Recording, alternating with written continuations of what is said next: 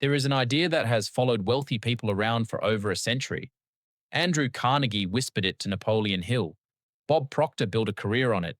Oprah credits it for her rise, and every few years it comes back into style under a new name. The law of attraction. The claim sounds almost too good to be true. Think about money often enough, feel wealthy enough, believe deeply enough, and money finds its way to you. For most people, this sounds like wishful thinking dressed up in spiritual language, and honestly, a lot of it is. But underneath the mystical packaging, there is something real happening. Something that neuroscience, behavioral finance, and psychology have started to explain in ways that would surprise both the believers and the skeptics. So let's talk about what actually works, what does not, and how to use this idea without falling for the fantasy. Start with a simple observation. Two people can earn the same salary, live in the same city, and face the same economy. 10 years later, one has built real wealth. The other is still living paycheck to paycheck. The difference is rarely luck. It is rarely even smarts. Most of the time, the difference comes down to what each person paid attention to. And that is where the law of attraction stops being magic and starts becoming brain science. Deep inside the brainstem sits a small bundle of nerves called the reticular activating system. Its job is to filter information. Every second, your senses take in millions of bits of data and your brain throws away almost all of it. What gets through is decided by what your brain sees as important. And here is the part that matters. You are the one who tells your brain what is important, whether you realize it or not. When someone buys a red car, suddenly red cars appear everywhere. The cars were always there. The brain simply started letting them through. The same filter applies to money. If your daily thoughts revolve around debt, bills, and how expensive everything has become, your brain treats scarcity as the priority. Chances to earn more, invest better, or ask for a raise slide right past without registering. But when your mind is trained on growth, investing, and possibility, the filter flips. A conversation at a coffee shop turns into a business idea, a news headline turns into an investment signal. A skill you already have turns into a side income. Research published in the Proceedings of the National Academy of Sciences has shown something even more interesting. A scarcity mindset actually changes how the brain makes decisions. When people feel financially squeezed, activity in the decision-making region of the brain shifts and choices become shorter term, more impulsive, and more focused on quick relief than long-term gain. This is why people in money stress often make choices that keep them stuck. It is not a character flaw.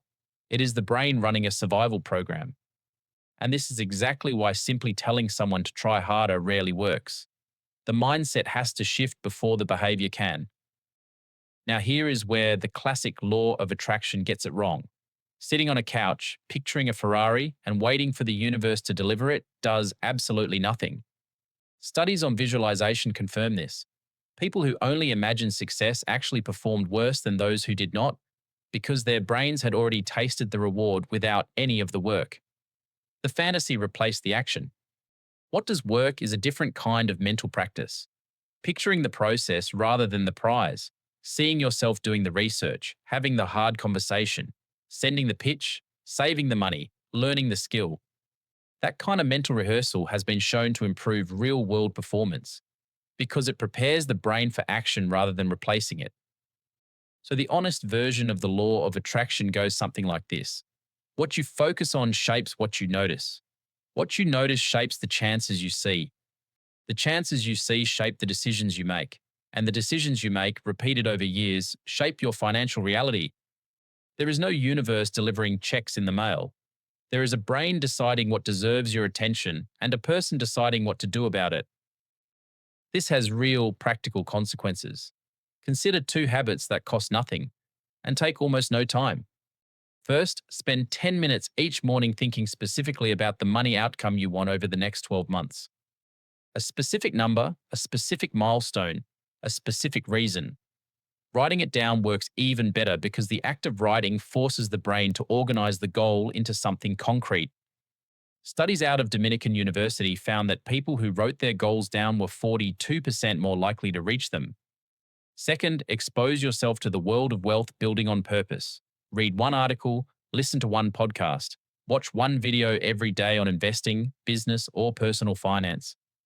Over a year, that adds up to more than 300 hours of financial learning, soaked in while doing dishes or driving. Your brain starts spotting patterns that most people never see. There is a reason wealthy families tend to raise wealthy children, and it is not just money passed down. It is exposure. Money conversations happen at the dinner table. Investing is normal. Compound interest is talked about the way most families talk about the weather. The child grows up with a filter already tuned to opportunity.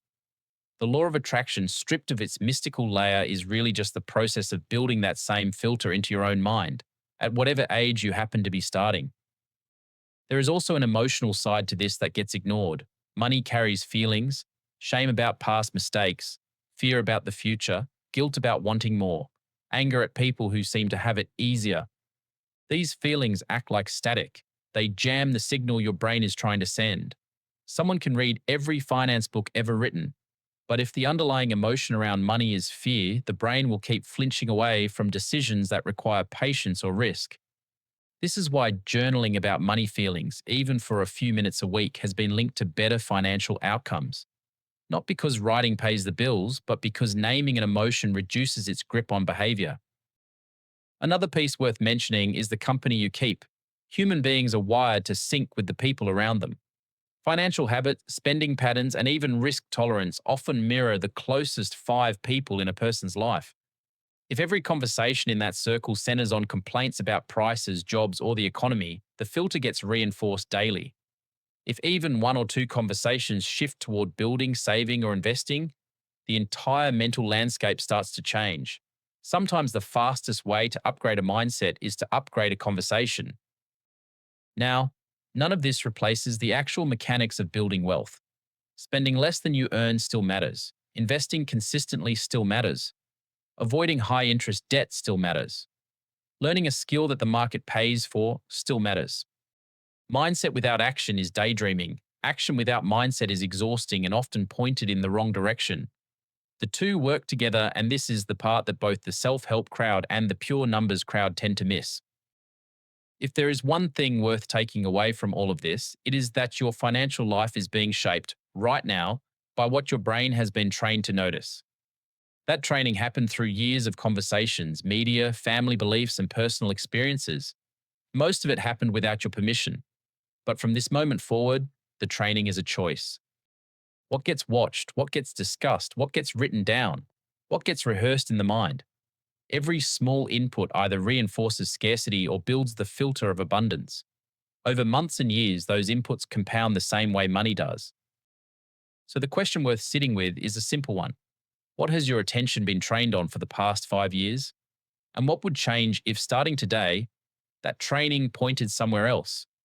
The mystical version of the law of attraction may not hold up under close inspection, but the practical version, the one built on how the brain actually works, is one of the most powerful tools available to anyone trying to change their financial future.